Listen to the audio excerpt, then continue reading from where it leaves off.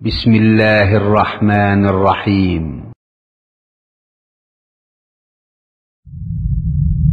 مكتب التعاون للدعوة والإرشاد وتوعية الجاليات بالدمام.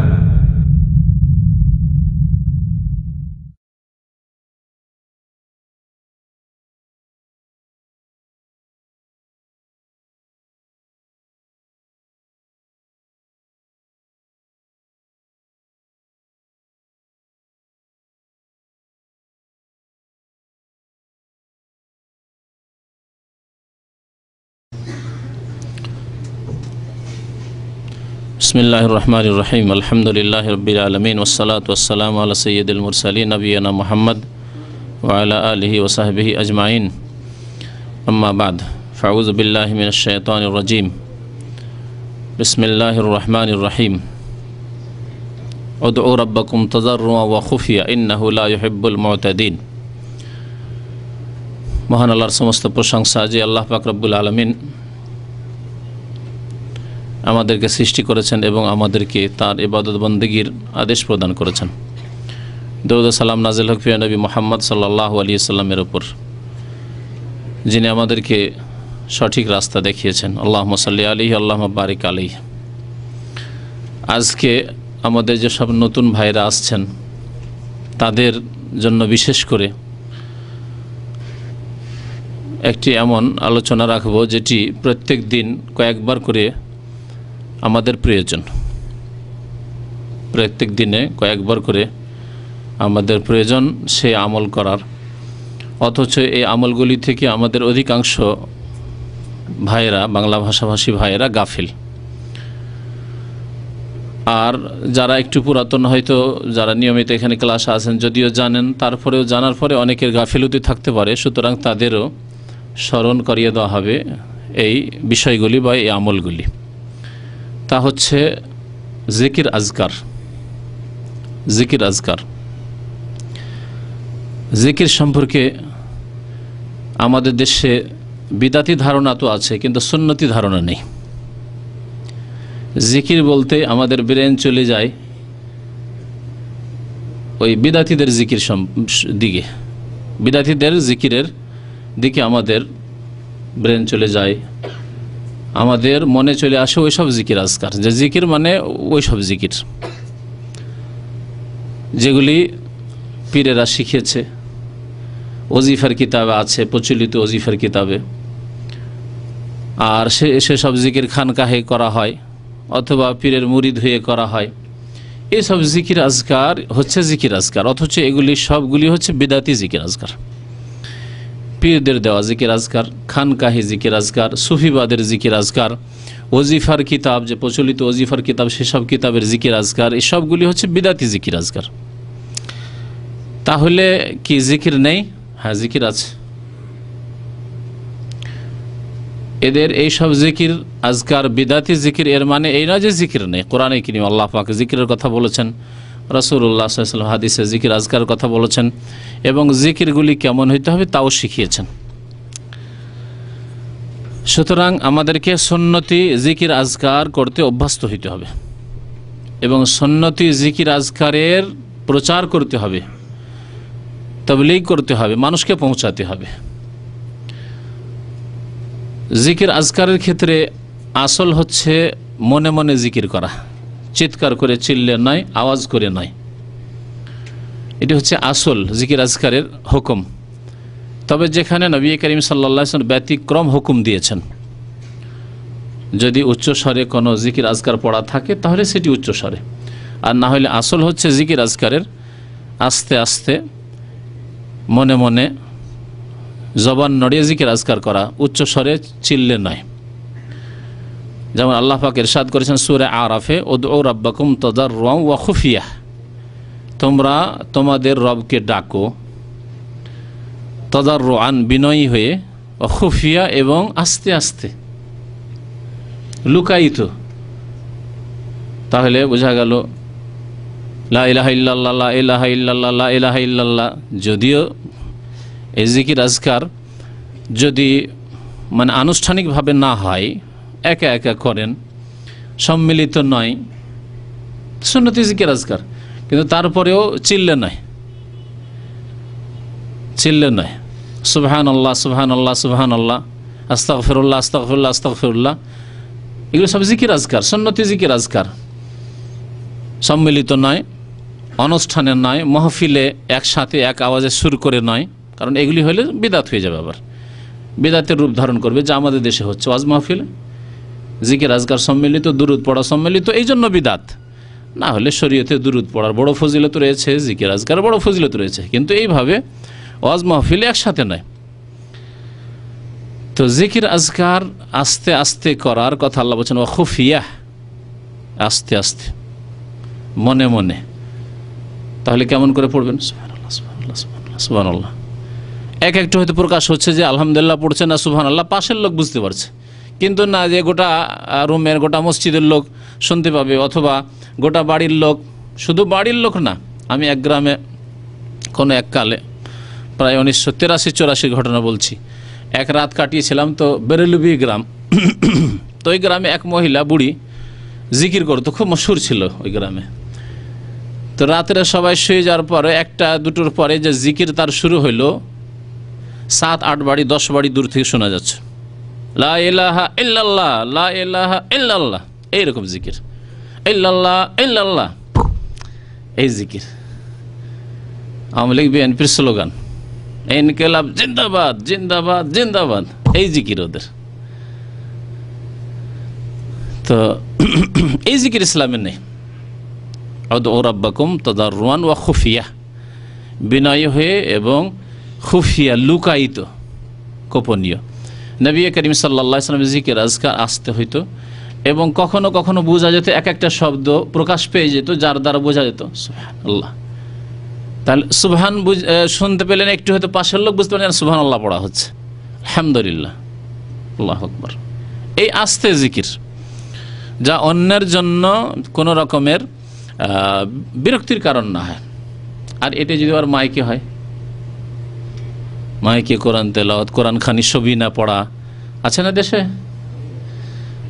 কোরআন তেলাওয়াত জিকির, ছবি না, সারা রাত কোরআন পড়েছে, কাউকে ঘুমাইতে দেবো না গ্রামের, পড়বি পড়বি, না হলে সোজা হয়ে শুনবি, সব সুন্নতি তরিকা নয়। তো এটি হচ্ছে জিকিরের শরীয়তি বিধান আমভাবে। তবে খাস ক্ষেত্র আছে যেখানে উচ্চ স্বরে নবী করিম সাল্লাল্লাহু আলাইহি ওয়াসাল্লাম জিকির করেছেন, যেখানে করেছেন সেখানে আপনি উচ্চ স্বরে জিকির আজকার করতে পারেন। সেটা হচ্ছে তালবিয়ার জিকির আজকার, লাব্বাইক, ঠিক আছে, ওটা হজে গেল। নামাজের সালাম ফেরার পরের জিকির আজকারগুলি নবী করিম সাল্লাল্লাহু আলাইহি ওয়াসাল্লাম, সাহাবায়ে কেরামরা উচ্চ স্বরে পড়তেন। অত্যন্ত গুরুত্বপূর্ণ বিষয়।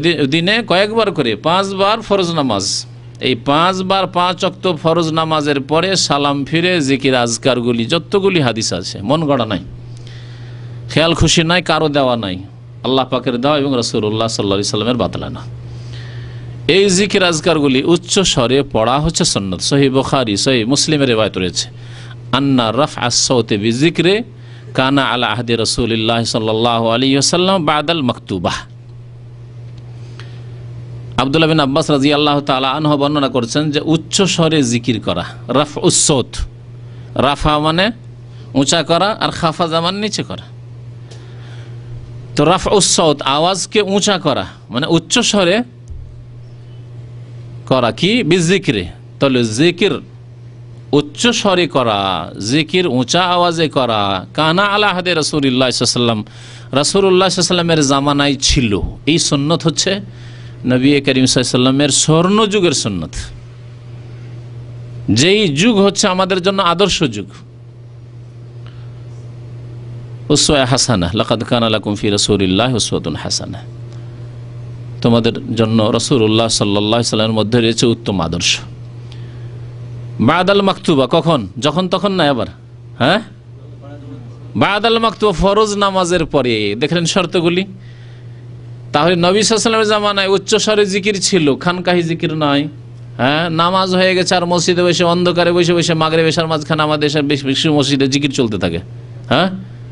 হু হু হক হু, আল্লাহু আল্লাহু, বিভিন্ন রকমের জিকির চলতে থাকে, এক এক তরিকার এক এক রকমের জিকির, এবং এক এক স্তরের লোকের এক এক রকমের জিকির স্তর আছে ওদের। এইসব বিদাত, উচ্চ স্বরেও নেই আর এইরকম অসম্পূর্ণ বা সম্মিলিত বা এই ধরনের জিকিরগুলি নেই। তো ফরজ নামাজের পরের জিকির, উচ্চ স্বরে জিকির করা রাসূলুল্লাহ সাল্লাল্লাহু আলাইহি ওয়াসাল্লামের জামানায় ছিল বাদাল মাকতুবা, ফরজ নামাজের পরে। তাহলে একে বলা হয় খাস। যারা ফিকহের কিতাব পড়েছেন, যারা উসুলে ফিকহের কিতাব পড়েছেন, তারা শরীয়তের বিধান জানেন। বেশ কিছু আম হুকুম রয়েছে আর কিছু খাস হুকুম রয়েছে। হ্যাঁ, আম হুকুম, খাস হুকুম রয়েছে। আম হুকুম হচ্ছে আপনারা ভাই বসেন, এখন খাওয়া দাওয়া দেওয়া হবে, আপনারা বসেন। ওখানে 10 জন লোক যারা খাবার বন্টন করে, তারা যদি বলে যে এই হুকুমটা আমাদের জন্য, আমরাও বসি, তাহলে খেতে পাবেন? খেতে পাবেন? বরং তাদের জন্য ওঠা জরুরি আপনাদেরকে খাওয়ানোর জন্য, ঠিক না? তাহলে বসেন বসেন বলছে, আর ওই লোকগুলো আবার উঠে যাচ্ছে ওই দিকে। তারা কি বুঝে না ভাষা? বুঝে, কিন্তু সমন্বয় করে দুটোর মধ্যে। হ্যাঁ, এই সমন্বয় লাগবে। কোরআন এবং হাদিসের মধ্যে যখন এইরকম দলিল প্রমাণ দেখবেন যে উচ্চ স্বরে জিকির কথা এই হাদিসে আসলো, আল্লাহ বলছেন খুফিয়া, তাহলে সমন্বয় করতে হবে। খুফিয়া হচ্ছে আম হুকুম, সাধারণ যে কোনো অবস্থায় আস্তে জিকির আজকার, রাস্তাতে হোক, ঘাটে হোক, চলাফেরার ক্ষেত্রে হোক, যে কোনো জায়গায় হোক, ব্যবসায়িক ক্ষেত্রে হোক। আর ফরজ নামাজের পরে উচ্চ স্বরে জিকির, মানে ওই লোকগুলি বুঝলো যে না, আমাদের জন্য হুকুম হচ্ছে যে না, আমরা খাবার নিয়ে আসি। লোকজনকে বসতে বলা হলো যে খাবার খেয়ে যান, বসেন, এখন তৈরি হন, বসেন, 4 জন করে বসে যান। তার মানে আমাদের হুকুম হয়ে গেছে এর দ্বারা যে আমরা খাবার নিয়ে আসি, আমাদের বসলে চলবে না। আমার খাস। তো জিকির আজকার এর মধ্যে বেশ কিছু জিকির আজকার রয়েছে। সুন্নতি জিকির আজকার, সুন্নতি জিকির আজকারের সবচাইতে গুরুত্বপূর্ণ যে জিকির আজকারগুলি, সেগুলি হচ্ছে এক নম্বর হচ্ছে ফরজ নামাজের পরে জিকির আজকার, আজকার বাদা সালাওয়াত আল খামস, 5 ওয়াক্ত ফরজ নামাজের পরে, ফরজ নামাজের পরে জিকির আজকার। এগুলো জিকির আজকার, এবং এই ক্ষেত্রে হচ্ছে জিকির আজকারের ক্ষেত্র, মোনাজাতের ক্ষেত্র নয়। মোনাজাত শুরু করলেন না, আর মোনাজাত হবে না মসজিদে, সেই জন্য সালাম ফেরার পরে দাঁড়িয়ে একবার সুন্নাত শুরু করলেন, ওইটাও না। দুটোই সুন্নতের খেলাফ কাজ। সুন্নত হচ্ছে এখানে বসে বেশ কিছু জিকির আজকার করা, যা আপনাদেরকে জিজ্ঞাসা করবো, পুরাতনদের জিজ্ঞাসা করব, যদি আপনারা অনুমতি দেন তো নাম ধরে জিজ্ঞাসা করেন, ভাই অমুক বলেন। যদি ওতে মান সম্মানের ব্যাপার পারলেন, না হলে একটু মানহানি কিছু হইল। আর যদি মনে করেন না আমাদের হয়তো মান সম্মানের ব্যাপার আছে, আমভাবে জিজ্ঞাসা করেন, যে জবাব দিবে হাত উঠাবে, কোনটা ভালো হবে? নাম ধরে ধরে, হ্যাঁ, নাম ধরার দরকার আছে অনেক ভাই বলছে। তো যাই হোক, মান সম্মান রেখেই দিব না হয় আপনাদের, লুকাই তোই থাক আপনার মাঝে আর আল্লাহর মাঝে থাক, যে আসলে সুন্দর করে মুখস্থ রাখেন আর জিকির আজকার করেন না পুরাতন ভাইদের। আর নতুন ভাইদের জিজ্ঞাসা করেন, নতুন ভাইদেরকে শেখাবো আজকে। আর পুরাতন ভাই যারা গাফিল আছে, তাদের গাফিলতি যাতে দূর হয়, যারা পড়েন না গাফিলতি করে অথচ জানেন যে এই জিকির আজকারগুলি সুন্নত, গুরুত্বপূর্ণ সুন্নত, পড়েন না, গাফিলতি দূর হবে। আর যেসব ভাইরা পড়েন কিন্তু হয়তো ভুল টুল রয়েছে, আর সেগুলি সংশোধন হবে। ফরজ নামাজের পরে জিকির আজকার হচ্ছে একটি অত্যন্ত গুরুত্বপূর্ণ জিকির আজকারের ক্ষেত্র। 2 নম্বর হচ্ছে আজকারুন নওম, ঘুমাবার পূর্বে, শোয়ার পূর্বে জিকির আজকার। বেশ কিছু জিকির আজকার রয়েছে, এগুলি হচ্ছে সুন্নতি জিকির আজকার। ওই জিকির, দোয়া, সূরা কিছু অংশ, এগুলি পড়ে শোয়া, এগুলি হচ্ছে জিকির আজকার। আজকারুন নওম বলে হাদিসের কিতাবে, ফিকহের কিতাবে প্রসিদ্ধ। আর এক জিকির আজকার রয়েছে আজকারুস সাবাহে ওয়াল মাসা, সকাল সন্ধ্যার জিকির। সকালবেলা যখন উঠলেন ফজর নামাজ পড়ার পরে, ভালো, ফজর নামাজ পড়িনি তারপরে। আর সন্ধ্যাবেলা জিকির, সন্ধ্যাবেলার জিকির কখন পড়তে হবে এই সম্পর্কে ওলামাদের একটু দ্বিমত আছে, তবে সবটাই চলবে। কিছু ওলামার বলছেন সন্ধ্যা মানে আসর পর থেকে সন্ধ্যা, কারণ আরবি ভাষায় আশি বলা হয় বৈকালবেলাকে, মাগরিব হওয়া জরুরি নয়। তাহলে আসর পর থেকে মাগরিবের মধ্যেই পড়ে নিতে পারেন এই জিকির আজকারগুলি, যেটা অনেকেই জানে না কিন্তু এই মশলা জানেন অনেক ওলামাদের নিকটে, যে সন্ধ্যাবেলা মাসা হয়ে গেছে। আর কিছু ওলামারা বলছেন যে না, মাগরিবের পরে তো রাতও হয়ে যায়। হ্যাঁ, তো যাই হোক, মাগরিবের পর কেউ যদি পড়ে তবুও চলবে, আর কেউ যদি মনে করে যে আসর থেকে মাগরিবের মাঝখানে, আসরের সাথে সাথে হোক অথবা মাগরিবের আগেই হোক, যে কোনো সময় পড়ে নিল। এর জন্য যে মসজিদে বসতে হবে বা কোনো জায়গায় বসে জিকির আজকার করতে হবে জরুরি নয়। সন্ধ্যাবেলার জিকির আজকার কাজকর্ম করতে করতে, গাড়ি চালাতে চালাতে, চলতে চলতে, হাঁটতে হাঁটতেই আপনি পড়ে ফেললেন, সন্ধ্যাবেলার জিকির হয়ে গেল আপনার। কয়টি ক্ষেত্র বললাম? হ্যাঁ, কি কি? চারটি। কি? সকাল সন্ধ্যার একটি, কাছাকাছি একই রকমের জিকির আছে, যদি কিছু জিকির। সকাল সন্ধ্যার জিকির আজকার, হ্যাঁ হ্যাঁ, শোয়ার পূর্বের জিকির আজকার, আর নামাজ, ফরজ নামাজের পরের জিকির আজকার। এছাড়া যে জিকির আজকারগুলি রয়েছে বিভিন্ন ক্ষেত্রে রয়েছে, বিভিন্ন ক্ষেত্রে রয়েছে। গাড়িতে চাপছেন তখনকার জিকির আজকার, বাড়িতে ঢুকছেন, বাইতুল খালায় বাথরুমে প্রবেশ করছেন, বাথরুম থেকে বেরোচ্ছেন, হ্যাঁ, এইভাবে সফর শুরু করছেন, উঁচু জায়গায় উঠছেন, নিচু জায়গায় নামছেন, এইভাবে যদি দেখেন বাজারে ঢুকছেন, মসজিদে প্রবেশ করছেন, মসজিদ থেকে বেরোচ্ছেন, দেখবেন যে জীবনের এমন কোনো ক্ষেত্র শূন্য নেই জিকির আজকার থেকে, খালি নেই, সব জায়গায় ফিল আপ হয়ে আছে, ফুল হয়ে আছে, সব জায়গায় জিকির আজকার। এর নাম হচ্ছে শরীয়তি জিকির আজকার। বিদাতি জিকির আজকার নাই, সুফিদের জিকির আজকার নয়, খানকাহি জিকির আজকার নাই, পীরের তরিকতি জিকির আজকার নাই, ইসলাম ওই সব জিকির আজকার নাই। আর এই জিকির আজকার যদি করেন তো রাসূলুল্লাহ সাল্লাল্লাহু আলাইহি ওয়াসাল্লামের খাঁটি অনুসারী হতে পারবেন ইনশাআল্লাহ তাআলা। কারণ বিনা দলিলে কোনো কথা আমরা বলি না, যা কিছু বলছি চেষ্টা করছি যে কোরআন এবং হাদিস থেকেই সেগুলি হোক। কোরআন এবং হাদিসের বাইরে জেনে শুনে হবেই না ইনশাআল্লাহ তাআলা। না জেনে হতে পারে, এই জন্য যে আমরা মানুষ মাত্র ভুল হতে পারে। তো এই জিকির আজকারগুলির একটি ক্ষেত্র আজকে শুরু করি, তা হচ্ছে ফরজ নামাজের পরে জিকির আজকার। সালাম ফিরলেন, এই জিকির আজকার শুরু করার আগে বলি যে এই ক্ষেত্রে দেখা যায় ইন্ডিয়া, বাংলাদেশ, পাকিস্তান, আফগানিস্তান, তুরস্ক, এইসব দেশে, যেসব দেশে বেশি বিদাত আছে, এসব দেশের লোককে দেখা যায় বিভিন্ন রকমের ভুল করতে দেখা যায়। কি করে? এক শ্রেণীর লোক যেমন সালাম ফিরা হলো, তেমনি আমিন রব্বানা আতিনা ফিদ দুনিয়া হাসানা ওয়া ফিল আখিরাতি হাসানা ওয়া কিনা আযাবান্নার রব্বানা যালামনা আনফুসানা ওয়া ইল্লাম তাগফির লানা ওয়া তারহামনা লানাকুনান্না মিনাল খাসিরিন। শুরু করে দিল।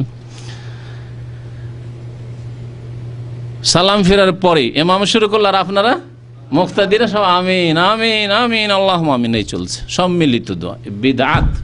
শুনে রাখেন, নবী করিম সাল্লাল্লাহু আলাইহি ওয়াসাল্লাম কখনো করেননি, 1,24,000 সাহাবায়ে কেরামরা কখনো করেননি, তাবেঈনরা কখনো করেননি, ইমাম আবু হানিফা রহমতুল্লাহ আলাইহি পর্যন্ত কখনো করেননি। শুনে রাখেন। অথচ যেই দেশগুলোর নাম সবগুলি হানাফি দাবি করে এই আমলগুলি করে, মোনাজাত করে আর দাবি করে যে আমরা হানাফি। ইমাম আবু হানিফা করেননি। আশ্চর্য হয়ে যাবেন যে কেমন হানাফি মাযহাবের নামে জালিয়াতি, আশ্চর্য জালিয়াতি। ভাই ইমাম সাহেব করলেন, আপনি কোত্থেকে আনলেন? আবার হানাফি কি করে থাকলেন আপনি? আমিন জোরে বললে আপনার মযহাব চলে যাবে, হ্যাঁ? রফায়দান করলে আপনার মযহাব চলে যাবে, সেই জন্য আপনি করছেন না সহিহ হাদিস পাওয়া সত্ত্বেও। বুকের উপর হাত বললে আপনার মযহাব চলে যাবে, সেই জন্য আপনি একবার জবর দৌড়েই আছেন, এইরকম করে উঠছেন না একটু হাত, অথচ হাদিস শুনছেন। আর ইমাম আবু হানিফা রাহমাতুল্লাহ আলাইহি জিন্দেগিতে কোনো এই মোনাজাত করলেন না, তার ছাত্ররা করলেন, আবু ইউসুফ মুহাম্মদ রাহমাতুল্লাহি আলাইহিম আজমাইন তারা করলেন না, ইমাম শাফি করলেন না, ইমাম মালিক করলেন না, আহমদ বিন হাম্বল করলেন না। পেলেন কোথায়? আর করছেন তারপর হানফি থাকলেন কোথায়? বিচার করেন, হানফি কি করে থাকলেন আপনি? নাই বুঝান, আমাকে বুঝিয়ে দেন। যদি বুঝিয়ে দিতে পারেন যে তারপর হানাফি থাকলাম, তো আমিও বুঝিয়ে নেব আপনার কথা। বুঝাইতে পারলে কোরআন এবং হাদিস দিয়ে কোথা থেকে হানাফি থাকলেন, অথচ ইমাম আবু হানিফা রাহমাতুল্লাহ করলেন, আর প্রমাণ দেন না হলে যে ইমাম আবু হানিফা রাহমাতুল্লাহ আলাইহি মোনাজাত করেছেন। তাহলে এই যে মোনাজাত, এই বিদাত, এই জন্য আলহামদুলিল্লাহ ধীরে ধীরে উঠে যাচ্ছে। গোঁড়ারা ছাড়ছে না, বাকি যারা একটু বোঝার চেষ্টা করছে তারা ছেড়ে দিচ্ছে। বাংলাদেশের সম্ভবত একটি কওমি মাদ্রাসা, বড় কওমি মাদ্রাসা হাটহাজারী উঠে গেছে, তাই না? উঠে গেছে, অথচ তারা দেওবন্দি হানাফি। কিন্তু যখন তাহকিক করে দেখলো যে এতদিন তো ভুলের ওপর ছিলাম, তারা ছেড়ে দিয়েছে, 10-20 বছর আগে থেকে ছেড়ে দিয়েছে।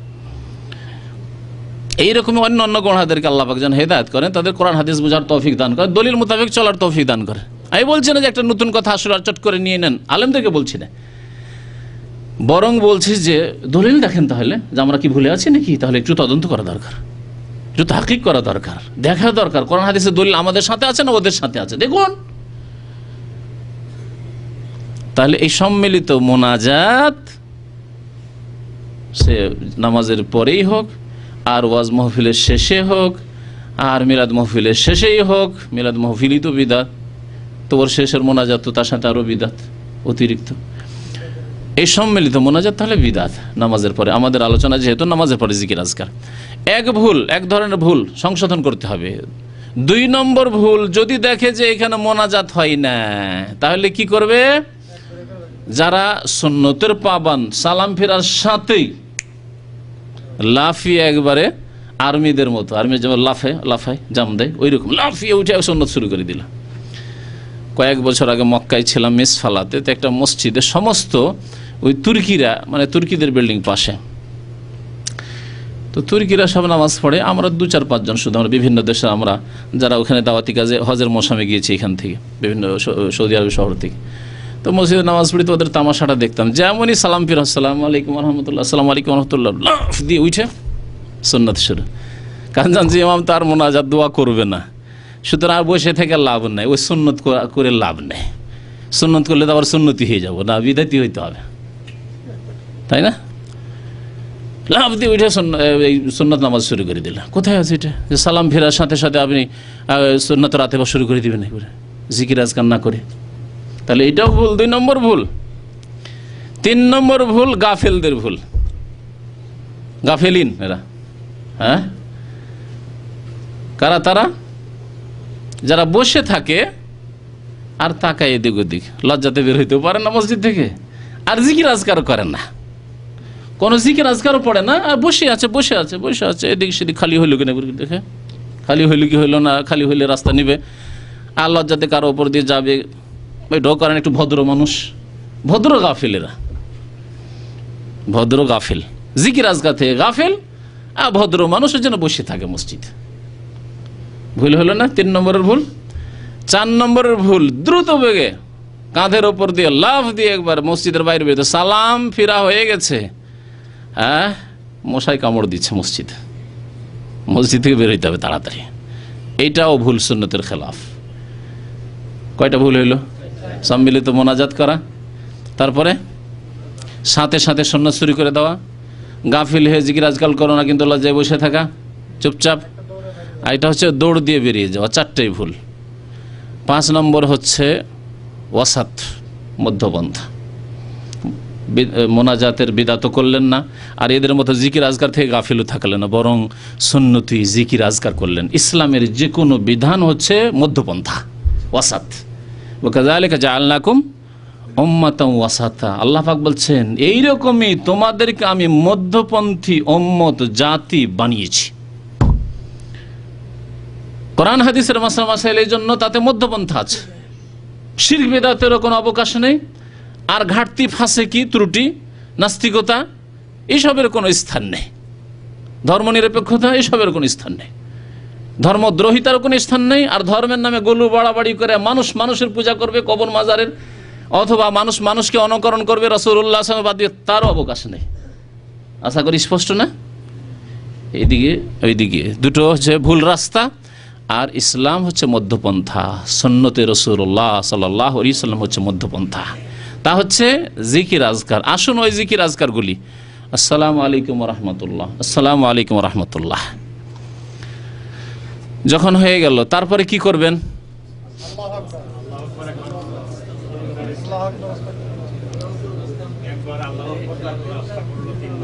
প্রথম কথা, গাফিল হবেন না। ওয়ালা তাকুম মাল গাফিলিন বা মিনাল গাফিলিন, উযকুর রাব্বাকা তাদাররুআন ওয়া খুফিয়া দুনাল জাহরি মিনাল কওলি বিল গুদুবি ওয়াল আসাল ওয়ালা তাকুম মিনাল গাফিলিন।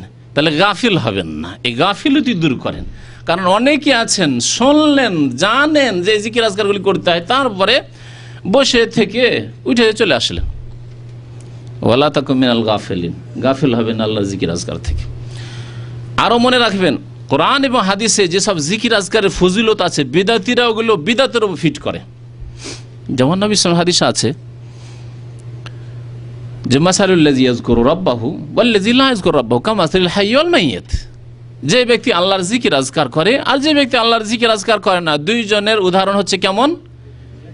জীবিত এবং মৃত ব্যক্তির মতো। যে ব্যক্তি আল্লাহর জিকির আজকার করে সে যেন জীবিত, কারণ তার রূহ, তার আত্মা জীবিত আছে, সঞ্জীবিত আছে জিকির আজকার মধ্যে। জিকির আজকার দ্বারা তার মানসিক শান্তি, সুবহানাল্লাহ সুবহানাল্লাহ আলহামদুলিল্লাহ আল্লাহু আকবার লা ইলাহা ইল্লাল্লাহ লা ইলাহা ইল্লাল্লাহ ওয়াহদাহু লা শারীকা লাহু লাহুল মুলকু ওয়া লাহুল হামদু ওয়া হুয়া আলা কুল্লি শাইইন কাদির সুবহানাল্লাহি ওয়া বিহামদিহি সুবহানাল্লাহিল আযীম। জিকির আজকার করে তার অন্তর, হৃদয়, তার আত্মা আবাদ হয়ে আছে। শয়তান পালাতে দিশা পায়নি, কোথায় যে গেছে, ওর কাছে ভিড়তে পারে না। আর যে ব্যক্তি জিকির আজকার করে না, নামাজের পরে জিকির আজকার করে না, ঘুমাবার সময় জিকির আজকার করে না, সকাল সন্ধ্যার জিকির আজকার করে না, বাথরুমে গেলে জিকির আজকার করে না, মসজিদে গেলে জিকির পড়ে না, আজকার করে না, বিবির কাছে গেলে জিকির আজকার করে না, মানে বিবির যে দোয়া রয়েছে এগুলো জিকির আজকার। কামাসালিল মাইয়্যিত, সে কার মতো? মুর্দার মতো, মৃত। মৃতর শরীর তো পড়ে আছে, বডি পড়ে আছে, আত্মা নেই। ওই রকমই এই লোকের আত্মা মারা গেছে, আত্মা নেই। যদিও লোকটি আসলে জীবিত, কিন্তু মৃতর মতো, কারণ আত্মা তার মরে গেছে আল্লাহ পাকের জিকির আজকারের খোরাক আহার না পাওয়ার কারণে। ইমাম ইবনুল কাইয়্যিম রাহমাতুল্লাহি আলাইহি খুব সুন্দর কথা বলেছেন। যারা আল্লাহর জিকির আজকারের সাথে জড়িত, সুন্নতি জিকির আজকার সবসময় মনে রাখবেন কিন্তু, কারণ আমার সুন্নতকে ছেড়ে দিয়ে বিদআত নিয়েছি, উত্তম শ্রেষ্ঠকে ছেড়ে দিয়ে নিকৃষ্ট নিয়েছি এক শ্রেণীর লোকেরা। বনি ইসরাইলদেরকে যখন আল্লাহ পাক বললেন যে এই শহরে দাখিল হও, হ্যাঁ, ওয়াকুলু হিত্তাতুন, শহরে দাখিল, উদখুলুল বাবা সুজ্জাদা, কোরআনে কারিমে আছে, তোমরা এই শহরের দরজা দিয়ে, ফাটক দিয়ে দাখিল হও কিভাবে? সিজদায় অবনত হয়ে, মানে সির ঝুঁকিয়ে রুকু করে আল্লাহর সামনে সিজদায় অবনত, আল্লাহর শুকরিয়া, আল্লাহ তোমার লাখ লাখ শুকরিয়া, তুমি এই শহরে দাখিল হওয়ার তৌফিক দিলে, এই শহরকে আমাদের হাতে নেওয়ার তৌফিক দিলে, শুকরিয়া আদায় করো। সুজ্জাদা একটি হুকুম ছিল। আর আরেকটি হুকুম ছিল ওয়াকুল হিত্তা, আর বলো আল্লাহ আমাদের গুনাহ খাতা মাফ করে দাও। হিত্তা মানে হত্যা আন্না খাতায়ানা, হাত্তা ইয়াহুত্তা মানে ঝরিয়ে দেওয়া, আল্লাহ আমাদের গুনাহগুলিকে ঝরিয়ে দাও, মোচন করে দাও। বদমাশ জাতি বনি ইসরাইল ইহুদিরা কি বলেছিল? প্রথম কথা, তাদেরকে সেজদা করে, মানে শিরটা ঝুঁকিয়ে ঢুকতে বলা হয়েছিল, তারা পাছাই ভর দিয়ে, মাথাটাই দিয়ে করে উল্টো এইরকম করে ঢুকেছিল। আলা ইস্তেহিস, সিজদা না করে পাছা ঘষটা দিয়ে ঢুকেছিল শহরে। বদ প্রকৃতির জাতি প্রাচীন যুগ থেকে, ইহুদি জাতি, বেয়াদব জাতি আল্লাহ পাকের সামনে, আম্বিয়া কেরামের সামনে। এদের বহু নজির রয়েছে, তার একটি নজির এটি নেন। আর 2 নম্বর, তাদের বলা হয়েছিল যে হিত্তা বলো, হ্যাঁ, আল্লাহ গুনাহ খাতা মাফ করে, তারা কি বলেছিল? হিন্তা।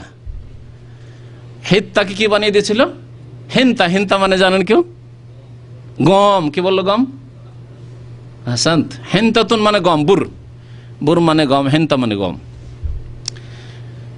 গম বলে উদ্দেশ্য কিছু না, উদ্দেশ্য বদমাইশি উদ্দেশ্য। কিছু লোকের দুষ্টামি থাকে না, অর্থহীন কথাবার্তা, আজে বাজে কথা বলছে, কিন্তু ভালো কথা বলবে না, ওর কথার কোনো অর্থ নাই। এমন গান বলছে, বলে এর অর্থ কি জানি না, কিন্তু ওকে যদি বলা হয় যে কোরআন পড়ো, না পড়বে না। এটি হচ্ছে ইহুদি চরিত্র, বদমাইশি চরিত্র। আজে বাজে কথা বলবে, ভালো কথা শিখবে না। তো ওই রকমই বিদাতি জিকির আজকার নিয়েছে, সুন্নতি জিকির আজকার বাদ দিয়েছে অধিকাংশ লোকেরা আমাদের সমাজের। সুন্নতি জিকির আজকার নামাজের পরে শুরু হবে আস্তাগফিরুল্লাহ দিয়ে, তাহলে দ্বিমত নেই এখানে, যদিও কিছু ওলামারা বলেছেন আল্লাহু আকবার দিয়ে, কিন্তু এই ক্ষেত্রে বড় দ্বিমত আছে। সুতরাং অত দ্বন্দ্বের মধ্যে যেয়েন না, এখান থেকে শুরু করেন। কি বলবেন?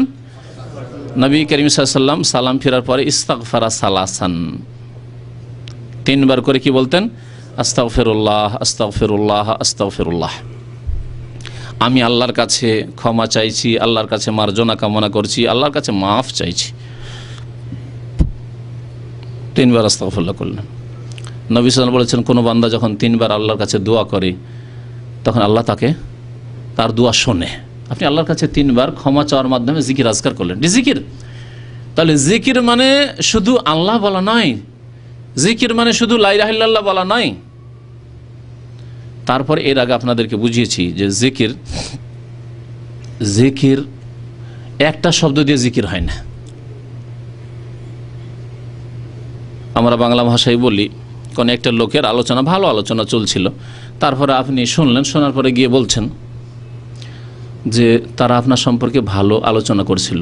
এই আলোচনা মানে তো জিকির, আলোচনা মানে জিকির। তারা আপনার সম্পর্কে ভালো আলোচনা করছিল, এটাকে যদি আরবি ভাষা বলতে হয় কানু ইয়াজকুরুনাকা বিখাইর। ওর আরবি হইল কানা আনিস ওয়া মাহমুদ ওয়া আব্দুল্লাহ ইয়াজকুরুনাকা বিখাইর। ওরা আপনার সম্পর্কে ভালো আলোচনা করছে। উর্দুতে বলে ও লোক আপকা জিক্রে খৈর কর রহে থে, বলে না জিক্রে খৈর কর রহে থে, মানে কি জিকির করছিল? জিকির করছিল আব্দুর রহমান আব্দুর রহমান আব্দুর রহমান আব্দুর রহমান, এরকম করছিল নাকি? না, বলছে আব্দুর রহমান লোকটি মাশাআল্লাহ ভালো, ইসলাম দাড়ি মাশাআল্লাহ, 5 ওয়াক্ত নামাজি, ফজর নামাজ গায়েব থাকে না, আল্লাহ জানে, আমি এমনি বললাম, কিন্তু ফজর নামাজ জানতো, ফজর নামাজ মাশাআল্লাহ পড়ে। তারপরে কারো 1 পয়সা নেই, উধার ওসব কারবারে নেই, কারো হাত ভারী নয়, যদি নেইও কারো কাছে টাকা পয়সা একেবারে ওদের আগে আগে দিয়ে দিবে। কি হলো ওগুলো? আপকা জিকিরে খৈর কর রহে থে। তার জিকির মানে আলোচনা করা, উল্লেখ করা, স্মরণ করা, এগুলো হচ্ছে জিকিরের অর্থ। তাহলে এগুলোর জন্য একটি শব্দ দিয়ে হয় না, কি লাগে? বাক্য লাগে, বাক্য লাগে। আল্লাহ পাকের জন্য উত্তম দৃষ্টান্ত, আল্লাহ পাকের জিকির আজকার একটি শব্দ দিয়ে হয় না, তার জন্য জুমলা লাগে, বাক্য লাগে। আল্লাহু আকবার লাগে, আল্লাহ সবচাইতে বড়, আলহামদুলিল্লাহ সমস্ত প্রশংসা আল্লাহর, সুবহানাল্লাহ আল্লাহ তুমি সমস্ত ত্রুটি আইব থেকে মুক্ত, পাক ও পবিত্র, লা ইলাহা ইল্লাল্লাহ আল্লাহ ছাড়া কেউ সত্য মাবুদ নেই ইত্যাদি, আস্তাগফিরুল্লাহ আল্লাহ তোমার কাছে গুনাহ খাতা মাফ চাইছি। এগুলো হলো জিকির আজকার। আল্লাহুম্মা ইন্নী আউযু বিকা মিনান নার, আল্লাহ তোমার কাছে জাহান্নাম থেকে পানা চাইছি, আল্লাহর জিকির আজকার। আল্লাহুম্মা আফতাহ লি আবওয়াবা রাহমাতিকা, মসজিদে ঢুকলেন, জিকির আজকার, আল্লাহ তোমার রহমতের দরজা আমার জন্য খুলে দাও, এটা জিকির। আল্লাহকে স্মরণ করলেন। কিন্তু আল্লাহর জিকির কেমন? যেমন 3-4টা লোক বসে যদি বলে আব্দুল খালেক আব্দুল খালেক আব্দুল খালেক আব্দুল খালেক আব্দুল খালেক আব্দুল খালেক, তো কি বলবেন? এই 3টেই পাগল হয়ে গেছে, বলবেন না? এই পাগলামি করে বিদাতি জিকিরকারীরা, অসম্পন্ন জিকির করে, আল্লাহু ইল্লাল্লাহু, সবগুলি পাগলামি জিকির, বিদাতি পাগলামির জিকির। মা আনজালাল্লাহু বিহা মিন সুলতান, এর দলিল প্রমাণ কোরআন হাদিসে নেই। সুতরাং সাবধান হয়ে যান এই বিদাতিদের রাস্তা থেকে, সাবধান হয়ে যান। আল্লাহ পাক বুঝার এবং আমল করার তৌফিক দান করুন। উত্তম বিকল্প হিত্তাতুন দিচ্ছে, হিনতাতুন বলিয়েন না ইহুদিদের মতো। হেত্তাতুন দেওয়া হচ্ছে মানে সুন্নতি জিকির আজকার দেওয়া হচ্ছে, সুন্নতি জিকির আজকার বাদ দিয়ে আবার বিদাতে যায়েন না, ওই বিদাতি ওজিফার বিদাতি জিকির পড়তে যায়েন না।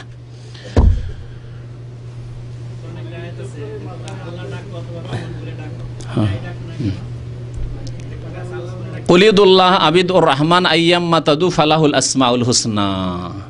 হে নবী, কুলিদুল্লাহ, তোমরা আল্লাহর কাছে দোয়া করো, উদুল্লাহ আল্লাহর কাছে দোয়া করো বা আল্লাহকে ডাকো। আল্লাহকে ডাকো মানে আল্লাহ শব্দ ডাকো, আল্লাহকে ডাকো বলা হয়েছে। আপনি যদি আপনার বাবাকে ডাকেন যে আব্বা আপনার জন্য আমি একটা ভিসা পাঠাচ্ছি, জিয়ারা ভিসা পেয়েছি, আপনি আসেন, মক্কা চলে আসেন, হজটা করে যাবেন, 10 মাস থেকে যাবেন, তো আব্বা আব্বা আব্বা করে হবে না? এতটি কথা বলতে হবে যে আব্বা আপনার জন্য অনেক চেষ্টা করে একটা ভিসা বের করেছি, জুমলা বলতে হইলো, বাক্য বলতে হইলো। তো কুলিদুল্লাহ, তোমরা আল্লাহ বলো, আবির রহমান রহমান বলো, আল্লাহকে ডাকো অথবা রহমানকে ডাকো, মানে শব্দ নয়, আল্লাহকে ডাকো যেমন ভাবে। তারপরে কোরআন কার উপর নাযিল হয়েছে? না বিদাতীদের উপর? মুহাম্মদুর রাসূলুল্লাহ সাল্লাল্লাহু আলাইহি ওয়াসাল্লাম সাইয়্যিদুল মুরসালিন, সৃষ্টি সেরা, তার উপর নাযিল হয়েছে। তিনি কি আল্লাহ দিয়ে ব্যাখ্যা করেছেন যে ইচ্ছা মোতাবেক কোরআনে তাফসীর করবেন? না নবী করিম সাল্লাল্লাহু আলাইহি ওয়াসাল্লামের প্র্যাকটিক্যাল তাফসীর নেবেন যে এই আয়াত তো নবীর প্রতি নাযিল হলো, তিনি আল্লাহকে রহমানকে কেমন করে ডাকলেন? জি, ওইভাবে ডাকতে হবে যেভাবে রাসূলুল্লাহ সাল্লাল্লাহু আলাইহি সাল্লাম ডাকা শিখিয়েছেন। সুতরাং সংশয় আর বিভ্রান্তির শিকার হবেন না। আল্লাহকে ডাকো মানে আল্লাহকে যেমন ভাবে নবী সাল্লাল্লাহু আলাইহি ওয়াসাল্লাম ডাকা শিখিয়েছেন সেইভাবে ডাকো, বাক্য দিয়ে ডাকো। আল্লাহুম্মা গফিরলি, এটা হলো ডাকা। ইয়া রহমান ইরহামনি, এটা হলো ডাকা। হে রহমান তুমি আমাকে রহম করো, ইয়া রাহিম, ইয়া গাফফার, ইগফিরলি, এটা আল্লাহকে ডাকা হইল, আল্লাহর জিকির আজকার হইল। তো আসল বিষয়ের দিকে ফিরে আসি। সালাম ফিরার পরে বলবেন 1 নম্বরে কি? আস্তাগফিরুল্লাহ, আস্তাগফিরুল্লাহ, আস্তাগফিরুল্লাহ। 2 নম্বরে একজন যে বলবেন হাত উঠাবেন। বাংলায় বলছেন নাকি? তাবারাকতা নাই, বাংলা মোটা করে পড়া হয়, তাফখিম আছে বাংলা যারা তাজবিদ বুঝে, কিন্তু আরবিতে ওই তাফখিম নেই, তাবারাকতা সোজা করে বলবেন। হ্যাঁ, সবগুলিকে আবার বাংলার মতো করে দিবেন না। আল্লাহুম্মা আনতাস সালাম ওয়া মিনকাস সালাম তাবারাকতা ইয়া যাল জালালি ওয়াল ইকরাম। 2 নম্বর। 3 নম্বরে হ্যাঁ চল কি বললেন? আল্লাহুম্মা আইন্নি, এই যে শুদ্ধ করতে হবে। দেখেন, আমি জানি যে কত রকমের লোক আছেন আপনাদের মধ্যে। হ্যাঁ, কেউ হয়তো পড়েন কিন্তু একটু ভুল পড়েন, সংশোধন করতে হবে। কেউ মুখস্থ রাখেন কিন্তু গাফেল থাকেন, পড়েন না, না কোনোটাই হলে চলবে না। আর কেউ এমনও আছেন জানেনও না, হ্যাঁ বিদাতি কাজ করেন। সুতরাং সব স্তরের লোকদের সংশোধনের প্রয়োজন রয়েছে। আল্লাহুম্মা ইন্নি মানে আল্লাহ আমি হয়ে গেল, আর আল্লাহুম্মা আইন্নি মানে আল্লাহ তুমি আমার সাহায্য করো। আল্লাহুম্মা আইন্নি আলা যিকরিকা ওয়া শুকরিকা ওয়া হুসনে ইবাদাতিকা। 3 নম্বর। 4 নম্বর না না না, নামাজের পরে আছে। জি, আল্লাহুম্মা লা মানিআ লিমা আতাইতা ওয়া লা মুতিআ লিমা মানা'তা ওয়া লা ইয়ানফা'ু যাল জাদ্দি মিনকাল জাদ্দু। জি, 4 নম্বর। তারপরে লা ইলাহা ইল্লাল্লাহু ওয়াহদাহু লা শারীকা লাহু লাহুল মুলকু ওয়া লাহুল হামদু ওয়া হুয়া আলা কুল্লি শাইইন কাদির। 5 নম্বর। 6 নম্বর লা হাওলা ওয়ালা কুওয়াতা ইল্লা বিল্লাহ, লা হাওলা ওয়ালা কুওয়াতা ইল্লা বিল্লাহ, লা ইলাহা ইল্লাল্লাহু ওয়া লা না'বুদু ইল্লা ইয়্যাহু, লাহুন নি'মাতু ওয়া লাহুল ফাযলু ওয়া লাহুস সানাউল হাসান, লা ইলাহা ইল্লাল্লাহু মুখলিসিনা লাহুদ-দীন ওয়ালাউ কারিহাল কাফিরুন। 6 নম্বর। 7 নম্বর আল্লাহুম্মা লা মানিয়া হয়েছে কি?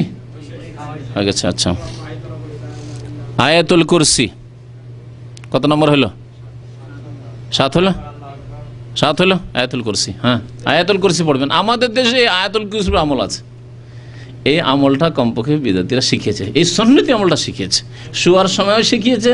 অথচ শোয়ার সময় এছাড়া আরো বহু জিকির আজকার আছে, ওগুলো শিখায়নি, আয়াতুল কুরসিটা শিখিয়েছে। এটা হ্যাঁ, কিন্তু নামাজে যে ফুঁক দেয় এটা আবার বিদাত করে। হ্যাঁ, যখন শোয়ার সময় আয়াতুল কুরসিতে ফুঁক নেয়, ইখলাস নাস ফালাক আছে। আয়াতুল কুরসি পড়ে নামাজের পরেও ফুঁক দেয়, শোয়ার সময় ফুঁক দেয়। ফুঁক দেওয়াটা বাড়তি, তো বাড়তিটাকে ঘাটতি করে দেন, যেটা বেড়ে গেছে কেটে ফেলেন। হ্যাঁ হ্যাঁ, ফুঁক দেওয়ার জন্য শিখেছে, তাও হইতে পারে। যাই হোক, ফুঁক না দিলেই নবী সাল্লাল্লাহু আলাইহি ওয়াসাল্লামের কথার বরকত আপনি তেলাওয়াত করলে আপনার শরীরে বরকত, আপনার পরিবারে বরকত, আপনার বাড়িতে বরকত হবে। জি,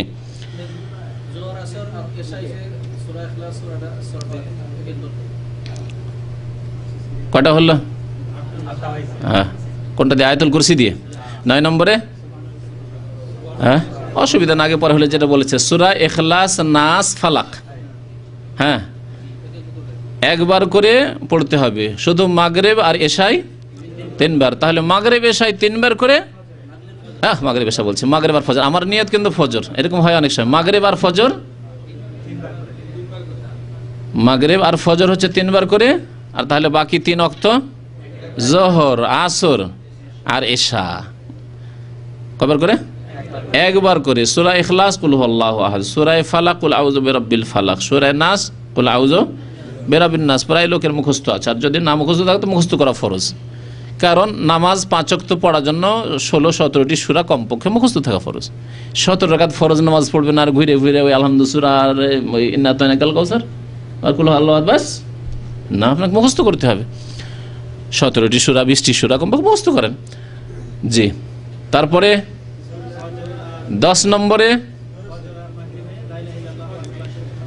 লা ইলাহা ইল্লাল্লাহু ওয়াহদাহু লা শারীকা লাহু লাহুল মুলকু ওয়া লাহুল হামদু ওয়া হুয়া আলা কুল্লি শাইইন কাদির, যেটা বলো কালিমা তাওহীদ বলা হলো, এটি ফজরে আর মাগরিবে, মাগরিব আর ফজর 10 বার করে পড়বেন নামাজের পরে, আর অন্যগুলিতে 1 বার করে, অন্য নামাজে অর্থাৎ জোহর, আসর আর এশায় 1 বার করে। হ্যাঁ হলো? আচ্ছা, 100 বার সন্ধ্যাবেলা আর সকালবেলা জিকির আজকার ওটা সন্ধ্যা আর সকালের জিকির আজকারের মধ্যে আসবে। নামাজে পরে 10 বার, মাগরিব এবং ফজরের নামাজের পরে 10 বার করে। তারপরে সুবহানাল্লাহ 33 বার, আলহামদুলিল্লাহ 33 বার, আল্লাহু আকবার। আল্লাহু আকবার কতবার? কেউ বলছে 34, কেউ বলছে 33। আচ্ছা, যারা 34 বলছেন তারা হাত ওঠান। 34 হাত অল্পই উঠেছে। অল্প হাত দেখে অনেকে হাত টেনে নিয়েছে, উঠিয়ে আবার টেনে নিয়েছে।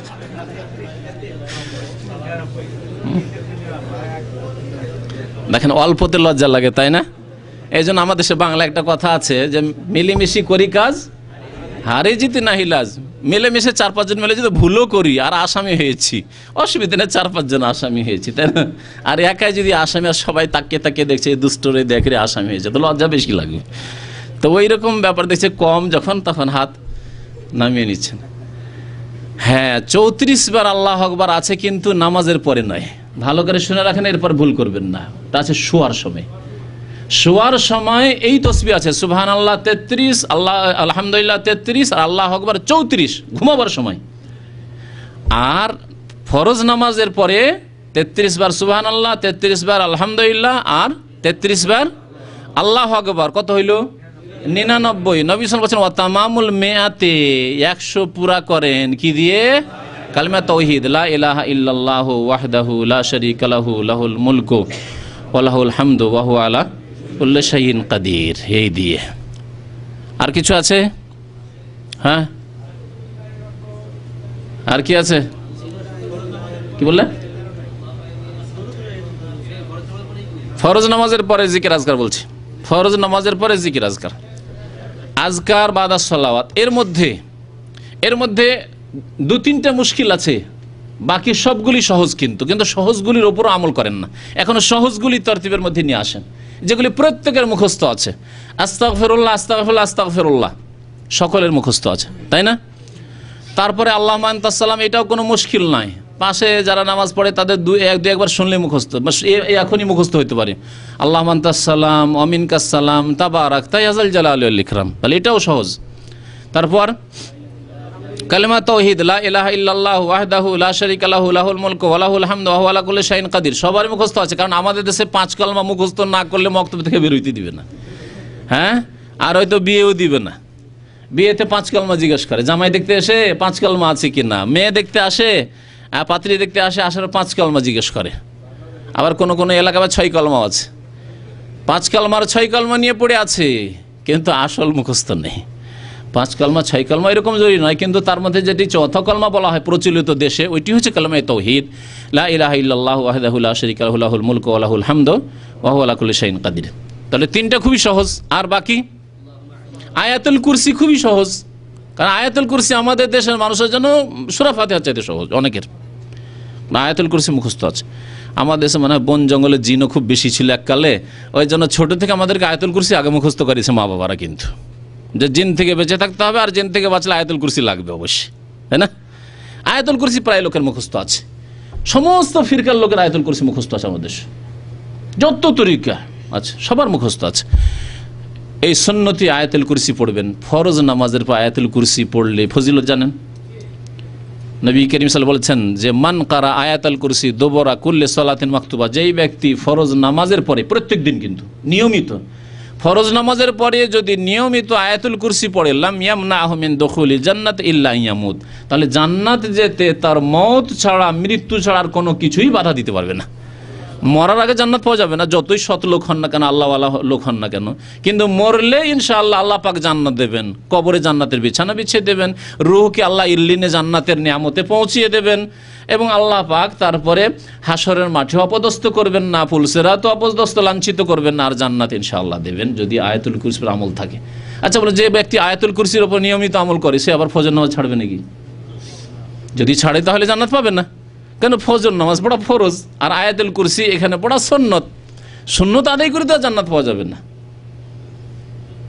কেউ যদি খেলাধুলা স্কুলে খুব এক্সপার্ট, ভালো খেলাড়ি, কিন্তু পরীক্ষার সময় বাংলায় ফেল, ইংরেজিতে ফেল, তাহলে তাকে উঠাবে নাকি? হেডমাস্টার যে না ছেলেটার তো প্রয়োজন আছে রে, আমরা যে কোনো ম্যাচ ট্যাচ খেলাই তখন স্কুলের সুনাম নিয়ে আসে, এ না থাকলে আমরা কিন্তু খেলায় জিততে পারবো না। ওকে ক্লাসে উপরে উঠাবে? কখনো উঠাতে পারবে না, চলবে না। কারণ এর খেলা হচ্ছে নফল কাজ, আর ওর ফরজ কাজ ছিল বাংলায় পাশ করা আর ইংরেজিতে পাশ করা স্কুলে। ঠিক তেমনই ফরজ নামাজ পড়ে আয়াতুল কুরসি পড়তে হবে, তাহলে জান্নাত পাওয়া যাবে। ফরজ ওয়াজিব আদায় করে এই জিকির আজকারগুলির উপর আমল করতে হবে।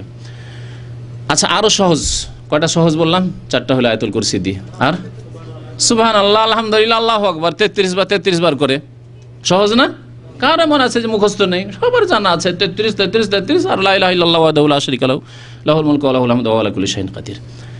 আর হ্যাঁ, আর কিছু সহজ? হ্যাঁ, সূরা ফালাক, সূরা নাস, সূরা ইখলাস। তাহলে দেখেন এতগুলি সহজ। আমাদের এক ভাই সূরা হাসর দূর থেকে বলে সূরা হাসর ফজরের নামাজে পড়ার যে হাদিস আছে হাদিস জয়ীফ। আমিও এই মতিউর রহমান বলছি যে আমিও ছাত্র জীবন আমল করতাম। ছাত্র জীবন আমার মদিনা আসার পরে না, তার আগেই বন্ধ হয়ে গেছে, কিন্তু আমার ছোটকালকার যৌবনকালকার মনে হয় 22 বছর বয়স পর্যন্ত আমি এই সূরা হাসর উপর আমল করেছি, যখন জানতাম না যে হাদিস জয়ীফ, দুর্বল, সাব্যস্ত নয়। আর যখন জেনেছি যে নবী সাল্লাল্লাহু আলাইহি ওয়াসাল্লাম থেকে এটি প্রমাণিত নয়, তো আমার কাছে যতটা প্রমাণিত আছে এইটুকুই আমার জন্য যথেষ্ট। আমার জন্য সহিগুলি যথেষ্ট। খামাখায় জালিয়াতে গিয়ে আল্লাহর কাছে কেন ফাঁসবো? হ্যাঁ, যদি আল্লাহ পাকে ধরে নেন যে তুমি এই বিধান কেন করে এসছো যেটা প্রমাণিত না আমার নবী থেকে, তখন কি করবেন? সুতরাং যেটি দুর্বল, যেটি জয়ীফ, যা সাব্যস্ত নয় রাসূলুল্লাহ সাল্লাল্লাহু আলাইহি ওয়াসাল্লাম থেকে, তা পড়বেন না, যা সাব্যস্ত তাই পড়বেন। এইরকম আমরা বহু জিনিস ছেড়েছি। সম্মিলিত মোনাজাত জানতাম না, দীর্ঘদিন করেছি। বরং প্রথম যারা এই দাওয়াত নিয়ে আসলো আর আমাকে নিয়ে এসে ম্যাগাজিন দিল, একটা কিতাব দিল, আমি আশ্চর্য হলাম, এরা কী রে? হ্যাঁ, মোনাজাত উঠিয়ে দিবে, কেমন কথা হইল? কারণ ঝাল খেয়ে বেশি অভ্যাস, অল্প ঝাল হইলে মাথা খারাপ। কি করেছে? কি রান্না করেছে? একবারে পানি করে থুয়ে দিয়েছে, খাওয়া যায় নাকি এগুলো? এ তো গরু তো খাবে না, ঠিক না? বলে না, বেশি ঝাল খাওয়া অভ্যাস, বেশি লবণ খাওয়া অভ্যাস, আর নর্মাল সুন্দর পাক শাক করেছে, তারপরও পছন্দ হয় না, এ তো আমাদের গরুতেও খাবে না বলছেন। ওই রকম বিদাতীদের অবস্থা। সুন্নত মোতাবেক আমল করতে বললে তাদের মাথা খারাপ হয়ে যায়, কারণ বিদাত করে করে লবণ ঝাল বিদাতের খেয়ে খেয়ে এমন হয়ে গেছে যে প্রকৃতির নেচার বিকৃত হয়ে গেছে। তো জিকির আজকার সম্পর্কে আশা করি এই যে জানলেন, এর উপর আমল করার চেষ্টা করবেন। আল্লাহ আপনাদেরকে আমাদেরকে তৌফিক দান করেন। নামাজের পরে তাড়াহুড়া না করে, যেসব ভাইদের একবারে ফরজ জরুরি ডিউটি নাই যে মালিকের পক্ষ থেকে এক্ষুনি আসতে হবে, তারপর আমাদের জিন্দিগি এই কর্মক্ষেত্রে এইখানে সীমিত নয়। এইখানে যদি মনে করেন যে সাথে সাথে আমাকে গিয়ে অফিস খুলতে হচ্ছে, সেটা ব্যাপার আলাদা, 2 বছর 4 বছরের ব্যাপার স্যাপার। হ্যাঁ, তারপরে আপনার যে ডিউটির সময় মাগরিবের নামাজ, হয়তো এশার নামাজ, ফজর নামাজ, ওইটা আপনার যে সগল ঘুমাইতে হবে, বসে বসে জিকির আজকার করবো, তাড়াতাড়ি গিয়ে ঘুমাবো, চোখ বন্ধ করে এলে না, চোখ বন্ধ করে গিয়ে তাড়াতাড়ি ঘুমিয়ে যাবে, যে ঘুমটা চলে আসবে, এরকম চিন্তা করলে হবে। জোহরের সময় ডিউটি নাই, কিন্তু জোহরের সময় চিন্তা করছে আমি যদি আগাতে বসে বসে জিকির আজকার করি সালাম ফেরার পরে, তাহলে আমার ভাত পাকাইতে একটু লেট হয়ে যাবে, তো ঘুমাইতে পাবো না। দুনিয়ার চিন্তা, পেটের চিন্তা, নিজের খাওয়ার চিন্তা, আর কমপ্লেন শুধু মাগরিব এশাই। কফিল বলছে তালসুরা ইফতামাল, এটাতে শেকায়তের কমপ্লেনের শেষ নাই। আপনার বিরুদ্ধে যে আল্লাহ পাকের কমপ্লেন হবে কাল কিয়ামতে, জোহরে কি করেছিলে তুমি, ফজরে কি করেছিলে তুমি, কি জবাব দেবেন তখন আপনি? এমনকি আসরেও কি করেছিলেন ডিউটির সময়? যে কফিল বলছে এখন খোলো তাড়াতাড়ি, আরামসে জিকির আজকার করে আসেন। তাহলে বাকি থাকে শুধু মাগরিব এশা, তাও অল্প লোকের জন্য যারা হয়তো দোকানপাটে চাকরি করেন, আর হয়তো তাড়াতাড়ি খুলতে বলা হচ্ছে কারণ অনেক কাস্টমার তার ছুটে যাচ্ছে, আর আপনি যার কাছে বেতন নিচ্ছেন তার ডিউটি করার ফরজ, আর এই জিকির আজকারগুলি করা সুন্নত। দুটোকে তুলনা করলে আপনাকে ফরজকে প্রাধান্য দিতে হবে, ওটা করেন। এই ক্ষেত্রে আপনার আল্লাহ এতটুকু কবুল করে নেবেন যে দোকান খুলে দিয়ে আপনি বসে গেছেন, কাস্টমারও বিদায় করছেন, দিচ্ছেন, আর জিকির আজকারগুলি পড়ছেন আপনি, সুবহানাল্লাহ সুবহানাল্লাহ সুবহানাল্লাহ পড়ে আপনি তাসবিহ পড়া হয়ে গেল, আয়াতুল কুরসি পড়া হয়ে গেল, সূরা ইখলাস, নাস, ফালাক পড়া হয়ে গেল। অসুবিধা আছে? কোনো অসুবিধা নেই। সকালবেলা আর সন্ধ্যাবেলা 100 বার করে কালেমা তাওহীদ পড়া, ঠিক আছে না? এর বড়ই ফজিলত আছে। এর উপরে আমল করার জন্য আপনাকে বাস্তব বলছি, আমি একদিন ঘড়ি দেখছি আর কতক্ষণ লাগে দেখলাম 10 থেকে 12 মিনিট, আর খুব বেশি হলে 15 মিনিট। 15 মিনিটের বেশি লাগবে না। আপনি যদি আমার মতো একটু দ্রুত নাও পড়তে পারেন, 20 মিনিটের বেশি তো লাগবেই না, বরং আপনাকে 15 মিনিটের বেশি লাগবে না। এই 15 মিনিট যদি বসে বসে সময় দিতে পারেন তো ভালো কথা। লা ইলাহা ইল্লাল্লাহু ওয়াহদাহু লা শারীকা লাহু লাহুল মুলকু ওয়া লাহুল হামদু ওয়া হুয়া আলা কুল্লি শাইইন কাদির না যদি দিতে পারেন, আমি আমার ঘনিষ্ঠ যারা কাছাকাছি তাদের অনেককে বলেছি যে আমাকে এর জন্য আলাদা সময় দিতে হয় না। এই সিগন্যাল থেকে ওই সিগন্যাল পর্যন্ত হেঁটে আমার দুনিয়ার এক্সারসাইজও হয়ে গেল, চর্বি কমানো, কোলেস্ট্রল কমানো, আর প্রেশার কমানো, আর সুগার কমানো, ওইটাও হয়ে গেল। আর এই এক ইশারা এক সিগন্যাল থেকে আরেক সিগন্যাল হাঁটাহাঁটি করতে করতে আমার লা ইলাহা ইল্লাল্লাহু ওয়াহদাহু লা শারীকা লাহু লাহুল মুলকু ওয়া লাহুল হামদু ওয়া হুয়া আলা কুল্লি শাইইন কাদির 100 বার পড়াও হয়ে গেল। বাস্তব কথা বলছি, আমল করেন। শুধু জজবা লাগবে, অনুপ্রেরণা লাগবে, আমি এর আমল করব, এর পাবন্দি করব। সকালে পড়ব, আমি সন্ধ্যায় পড়ব, হয়ে যাবে ইনশাআল্লাহ। যখন দেখছেন আপনি যদি কাস্টমারের সামনে থাকে, কাস্টমার এখন নেই, দোকান ফিরে আছে, তখনই পড়ে নিলাম। কিন্তু নিয়ত লাগবে। এই জন্য নিয়তের আল্লাহ প্রশংসা করেছেন, সৎ নিয়তের। ওয়ালাকিন ইয়ানজুরু ইলা কুলুবিকুম ওয়া আমালিকুম, আল্লাহ তোমাদের অন্তর দেখতে চান, আর অন্তরে ভালো আছে সেই জন্য আমল ভালো হচ্ছে এটা দেখতে চান আল্লাহ পাক। তোমাদের সুরত দেখতে চান না, তোমাদের রূপ চেহারা দেখতে চান না। তো আল্লাহ পাক যেন আমাদেরকে আমল করার তৌফিক দান করেন, সুন্নতি জিকির আজকার করার জন্য আল্লাহ পাক তৌফিক দান করেন, বিদাতি জিকির আজকারে যারা লিপ্ত আছে আল্লাহ পাক তাদেরকে যেন হিদায়াত দান করেন। আমাদের দেশে যে চটি কিতাবগুলি, হ্যাঁ, সেই কিতাবগুলির নাম বলেন তো। ওজিফার, হ্যাঁ, পঞ্জগানা ওজিফা এরকম আছে না? ওজিফার নামে বিভিন্ন কিতাব আছে। সূরা ইয়াসিন তাতে দিয়ে দিল, সূরা মুলক আছে, কয়টা সূরা আছে, সূরা ওয়াকিয়া আছে, আর তার সাথে আহদনামা, হ্যাঁ, আর তারপরে দুআয়ে গানজুল আরশ, আর যতগুলি বিদাতি দুরুদ, দুরুদে তাজ, দুরুদে লাকি, দুরুদে মাহি, দুরুদে তোনাজ্জিনা, হ্যাঁ হ্যাঁ, দুরুদে হাজারি, এসব দিয়ে ওজিফা, এগুলি ওজিফা সবগুলি শুরু থেকে শেষ পর্যন্ত ওই কোরআনের সূরাটি বাদ দিয়ে, কোরআনের সূরাটি বাদ দিয়ে বাকি যতগুলি জিকির আজকার আছে সবগুলি বিদাতি জিকির আজকার। তারপরে কোরআনের সূরা সম্পর্কে যে সূরা ওয়াকিয়া পড়লে কেউ গরিব থাকবে না, কোথায় আছে? তাহলে এইগুলি আমল তো বেশিরভাগ পাকিস্তানে, ইন্ডিয়াতে, বাংলাদেশে। তো ওই দেশে আবার গরিব কেন? ওই দেশের মুসলমান আরো বেশি গরিব কেন? বিদাতি কথা যে সূরা ওয়াকিয়া পড়লে অভাব থাকবে না, সূরা মরিয়মের উপর আমল করলে পারে ফলমূল এত হবে, তাহলে আম সব ঝরে সাফ হয়ে গেল কেন? হ্যাঁ হ্যাঁ। তো এই সব বিদাত না করে আর ওই সব বিদাতি বই না পড়ে কোরআন হাদিস সম্মত জিকির আজকারগুলি পড়বেন।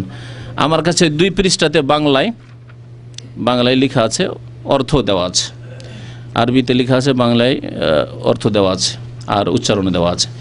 এই সালামের পরে শুধু জিকির আজকার, ফরজ নামাজের সালাম ফেরার পরে যে জিকির আজকারগুলি, যেসব ভাইদের মুখস্থ নেই, এগুলি ফটোকপি করে আগামী সপ্তাহে দেওয়া হবে ইনশাআল্লাহ, আপনারা নিয়ে নেবেন এখান থেকে।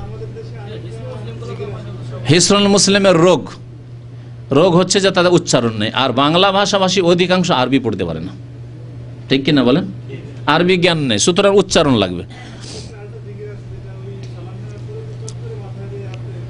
হ্যাঁ, এটি বিদাত। এই ক্ষেত্রে 2 রকম বিদাত আছে। একটা হচ্ছে মাথায় হাত দেয় এক শ্রেণীর লোকেরা, আর পড়ে ইয়া কাউইয় ইয়া কাউইয় ইয়া কাউইয়, মানে আল্লাহ নিয়া নবীর নামের একটি নাম কাউই যদি পড়ে তাহলে কি হবে? দৃষ্টিশক্তি বাড়বে, এই ধরনের ধারণা আছে। এটি ভুল, এটি একটি বিদাত। আর এক ধরনের লোক আছে, একটা খাস দোয়া পড়ে, ওই হাদিসটাও জয়ীফ, সহিহ নাই ওটা, ওই দোয়াটা পড়ে মাথায় হাত দেয়, সহিহ নয়। হ্যাঁ, বরং এক মুসলিম নতুন মুসলমান হয়েছে, ইন্ডিয়ার নতুন মুসলমান হয়েছে, তো একদিন রসিকতা করে বলছিল যে সালাম ফেরার পরে বিদাতিরা যে মাথায় হাত দিয়ে বসে, এর কারণ হচ্ছে এই, রহস্য হচ্ছে এই যে বিদাত দিয়ে নামাজ পড়লো, নামাই তো পড়েছে শুরুতে, ইক্তাদাই তো বিহাজাল ইমাম পড়েছে, যাই নামাজের দোয়া পড়েছে বিদাতি দোয়া, 3 বিদাত দিয়ে শুরু করেছে। আর ইমাম হইলে আনা ইমাম হইলে মান হাজার আমাল্লামি হাজার, 4 বিদাত। আর ফরজ নামাজের পরে আবার মোনাজাত, এতগুলি বিদাত টিদাত দিয়ে নামাজ পড়েছে। কবুল তার বিদাত দিয়ে ঘিরে দিল, তো নামাজ তার কবুল হবে না। হাদিসে আছে যদি বিদাতি তরিকাতে কোনো আমল করে তো সেই আমল কি হবে? ফাহুয়া রাদ্দুন, মান আমিলা আমালান লাইসা আলাইহি আমরুনা ফাহুয়া রাদ্দুন, মরদুদ হয়ে গেল, কবুল হইল না। আর কবুল না হলে মানুষের কি হয়? আক্ষেপ হয়। তো বেচারা আক্ষেপ হচ্ছে, নামাজও পড়লাম কবুলও হইল না, কারণ নামাই তো পড়েছি, কবুল হবে না। তো এমনি ওয়াজহা তো পড়েছি, কবুল হবে না। আমার নামাজের বক্তব্য এগুলো। আবার নতুন ভাইয়েরা থাকলে ভাববেন আসছে আর ইন্নি ওয়াজাহাতু কেমন কথা, আমরা তো যাই নামাজ পড়ি। এই 3টি বিদাত, ইমামের আনা ইমাম লেমান হাজার আমল হাজার এই পড়া বিদাত, আর মুক্তাদির আনা ইক্তাদাইতু বিহাযাল ইমাম এই পড়া বিদাত, এগুলি বিদাত। সুতরাং এইসব বিদাত করবেন না, সুন্নত মোতাবেক নামাজ পড়বেন, না হলে কবুল হবে না, যেমন নবী করিম সাল্লাল্লাহু আলাইহি ওয়াসাল্লাম বলেছেন। জি হ্যাঁ, কোনটা? সাইয়্যিদুল ইস্তিগফার। সাইয়্যিদুল ইস্তিগফার সন্ধ্যাবেলা সকালবেলা পড়তে পারে, সন্ধ্যাবেলা সকালবেলা জি পড়বেন, আর এমনি যে কোনো সময় পড়বেন আমভাবে, কিন্তু ফরজ নামাজের পরে জিকির আজকার মধ্যে নেই। জি লা ইউসাদ্দাউনা আনহা ওয়া লা ইউনজাফুন পড়ে মাথায় হাত দেয়, তাহলে মাথার ব্যথা হবে না। এই কেন সোদা মানে মাথার ব্যথা, এক বিদাত। আমাদের এই ফরিদ ভাই আল্লাহ পাক হেদায়েত করেছে, ওর সামনে বলছি, কারণ অনেকে ভাবে যে আমি যখন বলি যে অনেক লোক আল্লাহ পাক হেদায়েত করেছে, ভাবে যে হয়তো এগুলো কিচ্ছা কাহিনী, না কিচ্ছা কাহিনী না। এই ভাই কয় বছর আগে এসেছিলেন? 5 বছর হচ্ছে। 5 বছর আগে এইখানে দাঁড়িয়েছে, ঠিক এই জায়গায়। বলছে বলেন তো আল্লাহ কোথায়? বলছে কলুবুল মুমিন আরশুর রহমান। একবারে এইরকম করে একবারে জাদরের কলুবুল মুমিন আরশুর রহমান, মানে আল্লাহর আরশ কোথায় আছে? এই মুমিনের কলবে কলবে। তো কতটি আরশ এখানে, কতটি আরশ, আরশের শেষ নেই, মানে আল্লাহ কলবে কলবে আছে। তো কতটি আল্লাহ?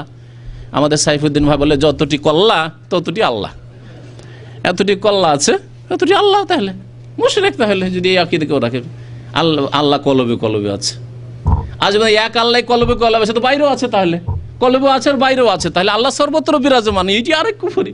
তাহলে পেশাব পায়খানা ভালো মন্দ জায়গা সব কিছুতে আছে, এমনকি আপনার বিবির মধ্যে আল্লাহ আছে, তাহলে কি করে মিলন করছেন? নাউজুবিল্লাহ, তো অন্যায় কাজ করছেন আপনি। হ্যাঁ, চরম বিয়াদবি, ছুঁয়াই যাবে না, ঠিক না? কারণ আল্লাহ, তারপরে যদি সবকিছুতে আল্লাহ বিরাজমান হয়, তাহলে সবকিছুকে সেজদা করলে আল্লাহকে সেজদা করা হইল। কত দূর পৌঁছে যায় ওয়াহাদাতুল উজুদের আকীদা আর হুলুলের এই কুফরি আকীদাগুলি। হোসেন মানসুর হাল্লাজের হুলুলের আকীদা আর ইবনে আরবির কুফরি ওয়াহাদাতুল উজুদের আকীদা মানুষকে কত দূর পর্যন্ত পৌঁছে দেয়। সব কিছুর অস্তিত্ব এক, সব জায়গায় যদি আল্লাহ পাক বিরাজমান হন, তাহলে সব কিছুকে সেজদা করলে আল্লাহকে সেজদা করা হইল। কারণ সর্বত্র বিরাজমান, আমি সব আমার স্ত্রীকে সেজদা করছি, আমি আল্লাহকে সেজদা করছি, কারণ ওর মধ্যে আল্লাহ আছে। মুসলমান থাকবে? এই আকীদা তো হিন্দুদেরও নাই।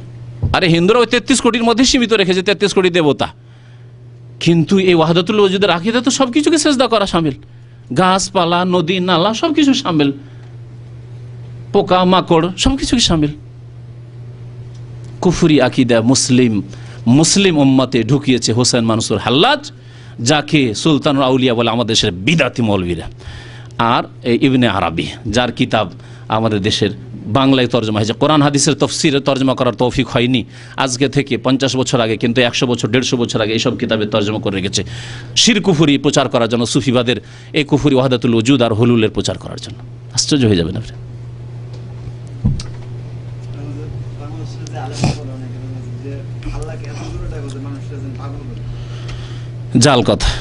জাল কথা। চরমনাইয়ের বক্তব্যে আমি ওই হাদিসের কথা বয়ান করেছি, বলছে হাদিস সহিহ নয়।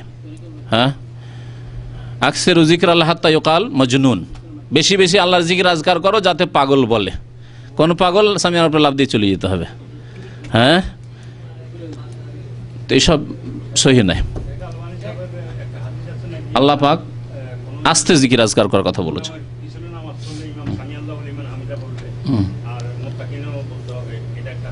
মুক্তাদি আল্লাহু আ'লাম, মুক্তাদি রব্বানা ওয়া লাকাল হামদ বলবে, মুক্তাদি রব্বানা ওয়া লাকাল হামদ বলবে। জি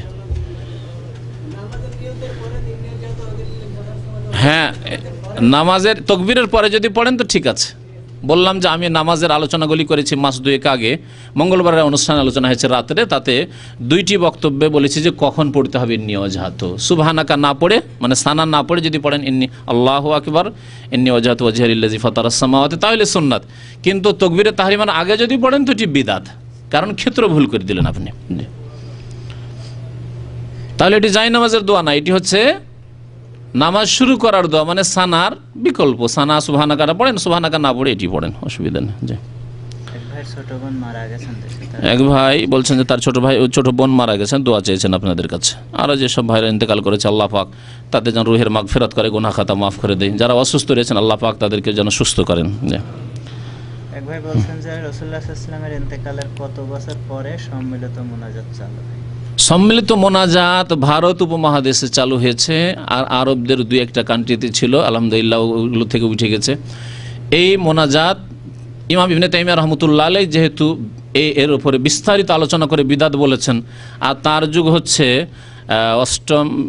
নবম শতাব্দী, সুতরাং বলা যেতে পারে যে কতদিন হইতে পারে, 8-6-14, তাই না? কমপক্ষে 700-800 বছর তার বয়স। এই সম্মিলিত মোনাজাতের বিদাতের বয়স 700-800 বছর।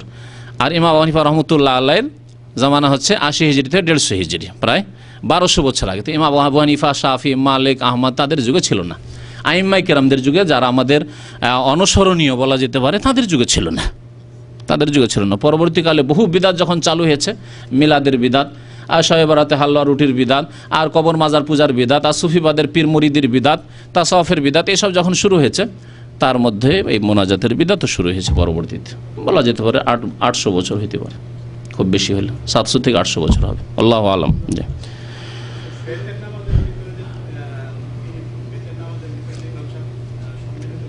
হ্যাঁ, যেখানে নবী সাল্লাল্লাহু আলাইহি ওয়াসাল্লাম করেছেন ওইখানে করবেন, বোঝা গেছে?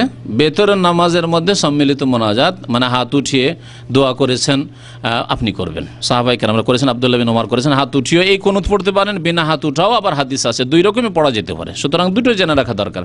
তারপরে নবী সাল্লাল্লাহু আলাইহি ওয়াসাল্লাম যখন ইস্তিসকার পানি চাওয়ার দোয়া করেছেন তখন হাত উঠিয়েছেন, সুতরাং পানি চাওয়ার ইস্তিসকার নামাজ পড়তে গেলে, অথবা খতিব যখন ইস্তিসকার দোয়া আল্লাহুম্মা আসকিনা আল্লাহুম্মা আসকিনা আল্লাহুম্মা আসকিল ইবাদ ওয়াল বিলাদ এরকম দোয়া করবে যখন, তখন আপনি হাত উঠাতে পারেন যদি অর্থ বুঝেন তাহলে। অথবা কোনো ইমামকে যদি দেখেন এখানে হাত উঠাচ্ছে, ওই সময়খানে আল্লাহুম্মা আসকিনা বলার সময়, অন্য সময় কিন্তু হাত উঠায় না, ভালো করে খেয়াল রাখবেন এখানে। তো এই ক্ষেত্রগুলিতে হাত উঠানো যেতে পারে। যেখানে এক কথায় নবী সাল্লাল্লাহু আলাইহি ওয়াসাল্লাম উঠিয়েছেন সেখানে উঠাবেন, বাকি জিকির আজকার কোনো দোয়ার জন্য সম্মিলিত হাত উঠান নেই। হ্যাঁ, একা একা উঠান, একা আপনি দোয়া করবেন, যে কোনো সময় আপনার দোয়ার প্রয়োজন আপনি হাত উঠিয়ে দোয়া করেন, কোনো অসুবিধা নেই। ইল্লাল্লাহ মানে কি? মাগার আল্লাহ কি অর্থ হইল? কিন্তু আল্লাহ, আল্লাহর সাথে ঠাট্টা করা হইল, বিদাতি জিকির। বললাম তো যে বিদাতি জিকির এগুলি।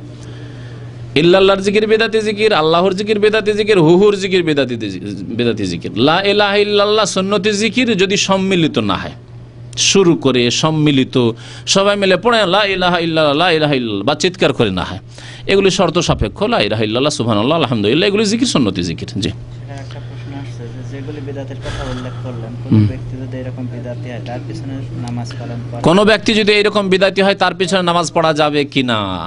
সে বিদাতি, এবং এই বিদাতগুলি শিরক কুফরি পর্যন্ত পৌঁছায় না, মানে আল্লাহ ছাড়া অন্যকে সেজদা করা, অন্যের কাছে দোয়া করা, এতদূর পর্যন্ত পৌঁছায় না। সুতরাং যদি আপনার আশেপাশে অন্য সুন্নতের অনুসারী মসজিদ না থাকে বা ইমাম না থাকে, তাহলে ওই মসজিদে আপনি জামাতে নামাজ পড়বেন। যেগুলি বিদাত শিরক কুফরি পর্যন্ত পৌঁছায় না সেগুলি হচ্ছে ফাসেকি কাজ, আর ফাসেকের পিছনে নামাজ পড়া জায়েজ। হ্যাঁ, একজন লোক জুয়া খেলছে, নামাজ পড়া জায়েজ। একজন লোক ধূমপান করছে, তার পিছনে নামাজ পড়া জায়েজ। ওই রকমই একজন লোক মিলাদ করছে বা আল্লাহর জিকির করছে, আল্লাহর জিকির করছে, তার পিছনে নামাজ পড়া জায়েজ। কিন্তু তাকে দেখতে হবে যে সে তো আবার আটরসি যায় না, মাছ ভান্ডারি যায় না, আবার ওই শাহজালাল ওরসে তো যায় না, এগুলো দেখতে হবে, কারণ ওগুলো গেলে আবার বড় শিরক। সুতরাং ওই ইমামের আরও কিছু ব্যাপার স্যাপার আছে যেগুলি বড় শিরক, সুতরাং তার পিছনে নামাজ পড়া জায়েজ না। জি, আর যদি আপনার কাছে স্পষ্ট না হয়, দেখছেন যে বাহ্যিক লোকটি মুসলিম আর কোনো শিরক দেখতে পায় না, তাহলে আসল হচ্ছে সে মুসলিম। খতিয়ে খোঁজ খবর নিতেই হবে, সব ডিটেলস জরুরি নাই। কিন্তু যেই দিন জানতে পারবেন যে এ তো ওরসে যায়, চাদর চড়ে আসে কবরে, তাহলে সে মুশরিক, তার পিছনে নামাজ পড়া জায়েজ না। এক কথায় বড় শিরক কুফরি কার মধ্যে থাকলে তার পিছনে নামাজ জায়েজ নাই। আর যদি ছোট শিরক অথবা বিদাত থাকে, তাহলে বিদাতি ফাসেক, যেমন অন্যান্য পাপিষ্টরা ফাসেক। মদখোর যদি বাড়িতে মদ খেয়েছে, জানে যে লোকটি মদ খায়, কিন্তু সুস্থ হয়ে নামাজ পড়তে এসছে, এই দেশে আছে এরকম। আমাদের দেশে এমনি লোকেরা নামাজ পড়ে, তার মদখোর নামাজ পড়বে কিনা? আমাদের দেশের অবস্থাটা অন্যরকম, নামাজের গুরুত্ব নেই। সুতরাং মদখোর নামাজ আমাদের দেশে পাওয়াই যাবে না। ভালো মানুষ নামাজ পড়ে না, তো মদখোর কি নামাজ পড়বে? আর এই দেশে মাশাআল্লাহ মুসলিম হয়ে মরতে চায়, জানে যে নামাজ না পড়লে মুসলিম থাকবে না, সে মদ খেয়ে ফাসেক হইলেও নামাজ পড়তে আসে, অনেকে আছে এরকম, তার পিছনে নামাজ পড়া যাবে। মদখোর হইলেও তার পিছনে নামাজ পড়া, জুয়া খেললেও তার পিছনে নামাজ পড়া যাবে। তবে ভালো মানুষ থাকতে কালোর পিছনে নামাজ পড়বেন না। অর্থাৎ যদি ভালো মানুষকে আগাইতে পারেন যে ভালো দিয়ে নামাজ পড়াবো, আর আপনার ক্ষমতা আছে, তাহলে মদখোরের পিছনে নামাজ পড়বেন না, তাহলে সিগারেট খাওয়া লোকের পিছনে নামাজ পড়বেন না। কিন্তু না, ইমাম নিযুক্ত হয়ে আছে, আপনার তাকে সরাবার উপায় নেই, অথবা মালিক নামাজ পড়াচ্ছে, আপনি তার কর্মচারী, আপনাকে পিছনে নামাজ পড়তে হবে, জায়েজ, অসুবিধা নাই, ফাসেকের পেছনে নামাজ পড়া জায়েজ রয়েছে।